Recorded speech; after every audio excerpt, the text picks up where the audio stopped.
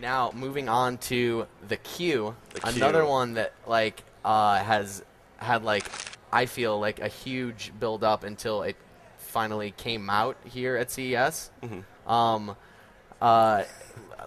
Look at it. It's just really like a beautiful looking device. Yeah. Show the camera, please, Yeah. Kelly.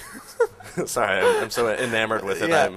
I'm reading it myself. So they have a really cool home screen with this and it shows off, I guess, the most prominent feature, which is that it works with all of your MS Office suite. So it shows you your calendar in one column. Nice. You can pull up your email in this screen also. There's shortcuts to books and things like that. A shortcut to their store. So, what are you smiling about? I'm going to make some really random reference. Have you ever seen the movie The Sixth Day with Arnold Schwarzenegger? No.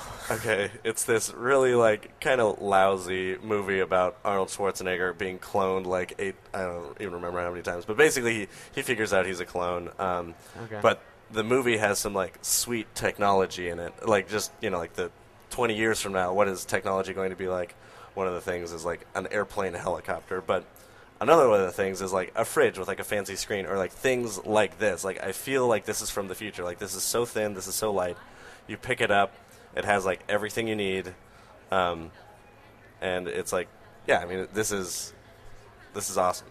It also because it supports the whole Office suite and stuff like that. Lots of these only do PDFs or certain ebooks and different formats and stuff. This will pull up a Word doc. It'll even pull up a PowerPoint presentation, which is pretty cool. Nice. It doesn't obviously pull up everything that you could possibly want, but obviously since you can access your email, you can now open certain attachments with it, Excel files. And although this is one of the larger ones that we have, it's also actually I think one of the lightest. This is as light as the Kindle, which is nuts. Yeah. So it's beautiful. So the drawback here is that the lesser model is $650, which is pretty expensive for a student, and then the more expensive model is $800. That's the one with 3G. Yeah. The way that they do their 3G is pretty cool. It's I guess it's kind of like the Amazon 3G thing. Kelly's more familiar with that than me, but you don't actually have to pay any subscription or anything for the 3G.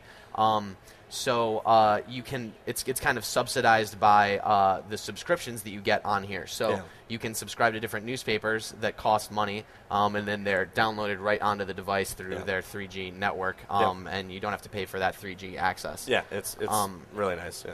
And the other cool thing about the newspaper stuff, this is just dorky that I love, is that they do actual cool-looking layouts. Oh, no way. For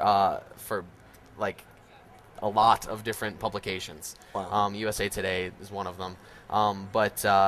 So this looks a lot more like a newspaper. I don't know, probably an older audience actually cares more about how their layout is and stuff like that. But I think it's really flashy and cool, and the fact that they're able to pull this off, where they actually have a partnership with USA Today to figure out a way to lay things out nicely. Takes a lot of guts. Yeah.